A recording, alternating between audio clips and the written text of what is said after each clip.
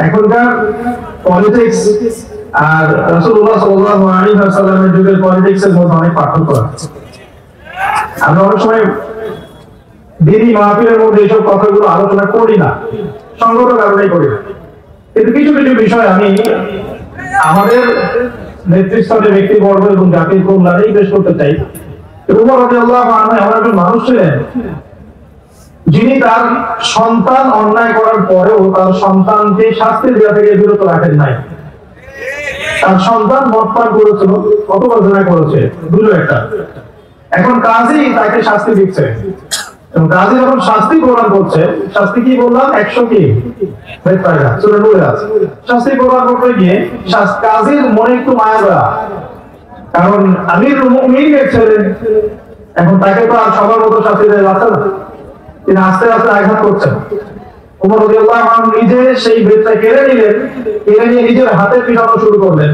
ওই বেত্রাঘাত শেষ হওয়ার আগেই তার সন্তান ইন্তেকাল করেছে। ইন্না লিল্লাহি ওয়া ইন্না ইলাইহি রাজিউন।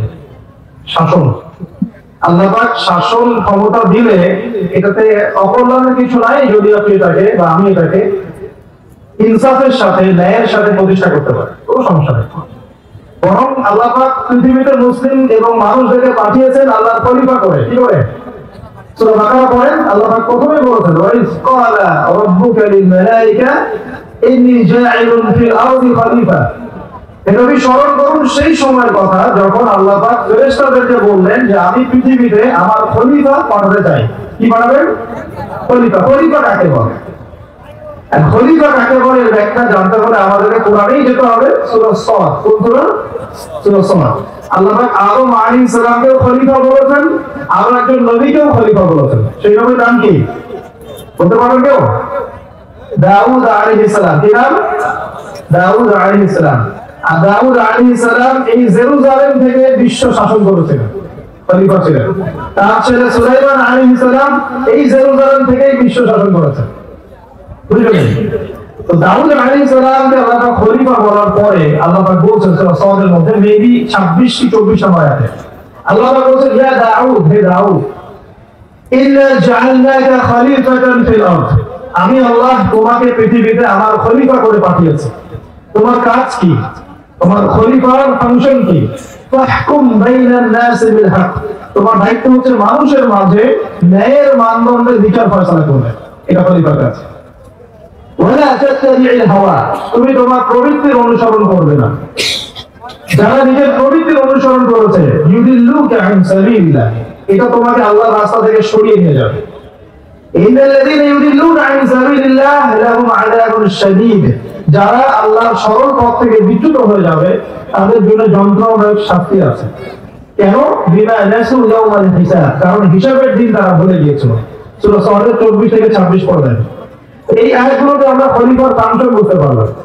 আল্লাহ যাকে যেখানে দায়িত্ব দিবেন, পরিবারে হোক, সমাজে হোক, প্রশাসনে হোক, রাষ্ট্রে হোক, তার কাজ একটা, আল্লাহর হুকুমে তার কাজ একটা। কি কাজ? ন্যায়ের মানদণ্ডে মানুষের মাঝখানে বিচার ফয়সালা করতে হবে, অন্যায় করা যাবে। এখানে ঘুষ, সুদ, দুর্নীতি, করাপশন আশ্রয় নেওয়া যাবে। আপনারা কি আমরা দয়া করছেন?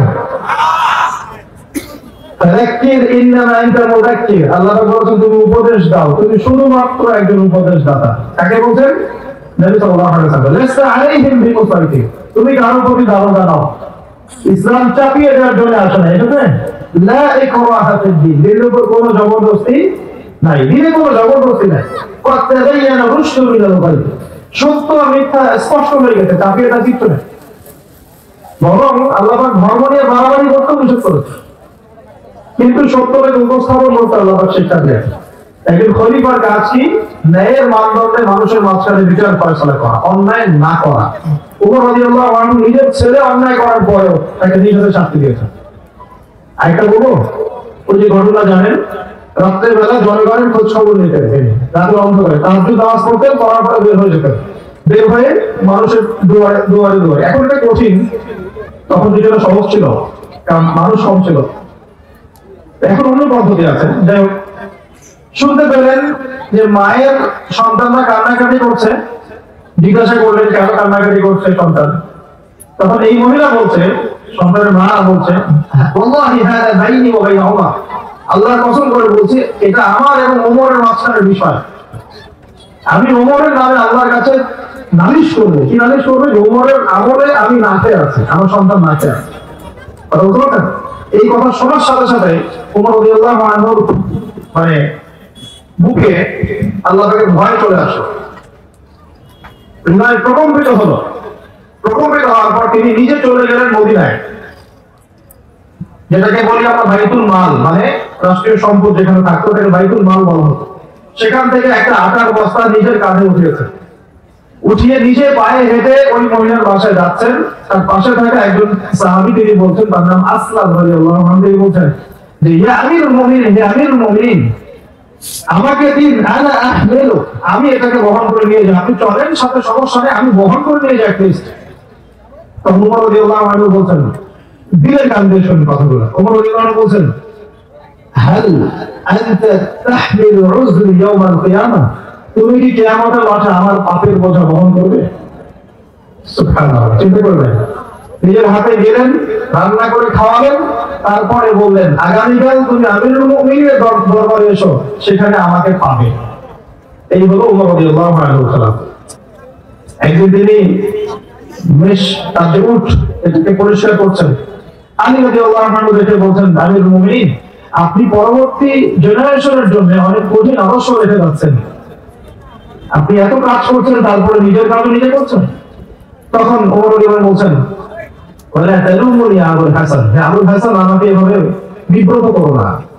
কারণ আমি ভয় করি যে আমি যে অর্ধবিশ্ব শাসন করছি, তারপরে আমি ভয় করি যে আমার এই শাসনের আন্ডারে যদি একটা রাখালও না খেয়ে মারা যায়, আমি ভয় করি আল্লাহ এই জন্য আমাকে জবাবদিহি করাবে।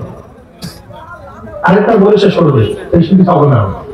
আমর ইবনে আস রাদিয়াল্লাহু আনহু, তিনি একজন গভর্নর, কোথাকার? মিশরের। কারণ আমর ইবনে আস ওমর রাদিয়াল্লাহু আনহুর সময়। তো তার ছেলের নাম হচ্ছে মুহাম্মদ। তো সেই মুহাম্মদ আমর ইবনে আসের ছেলে রাদিয়াল্লাহু আনহু, বাবার পলিটিক্যাল পাওয়ারে মিশরের মানুষের উপরে কিছুটা জুলুম করা শুরু করেছে। এটা হয় না? এমন হয় না? হতে পারে। এখন ওই মিশরের কীর্তি এক লোক যার উপর জুলুম করেছে, এই ভদ্রলোক এসে ওমর রাদিয়াল্লাহু আনহুকে নালিশ করছে যে আপনার নিযুক্ত এই গভর্নরের ছেলে আমাকে জুলুম করেছে। এবার ওমর রাদিয়াল্লাহু আনহু চিঠি লিখে পাঠালেন যে বাবা এবং ছেলে দুজনকে মদিনায় নিয়ে আসো। দুজনকে মদিনায় নিয়ে আসা হলো। আনার পরে ওই কীর্তিকে ডাকা, চাইলেন কীর্তি কোথায়? কীর্তি আসলো, এসে বলছে, এই যে আমি আমিরুল মুমিনিন, নিজের হাতের লাঠিটা এই কীর্তির হাতে দিয়ে আমিরুল মুমিনিন বলছেন,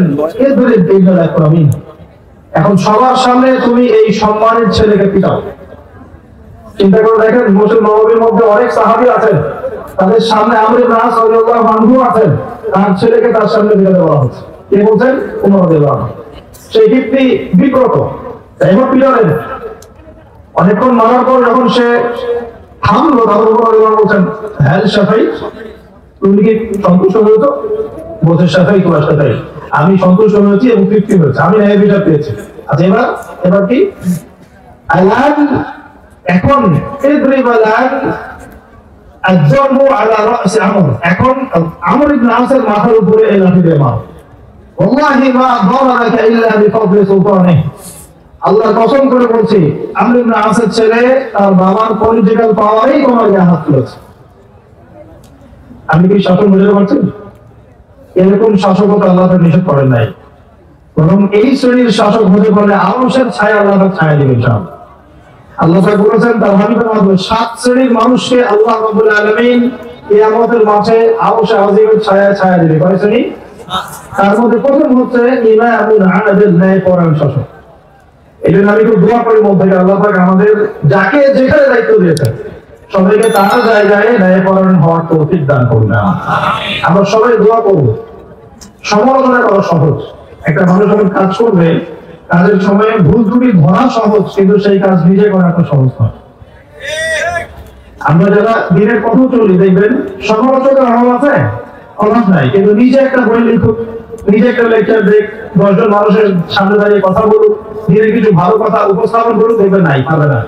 কিন্তু সমালোচনা করা সহজ, ফেসবুকে বসে বসে 2-4 লেখা সহজ, ফেসবুকে বসে শুয়ে শুয়ে 2-4 লাইন লেখা সহজ, কনস্ট্রাকটিভ কাজ করা এত সহজ নয়।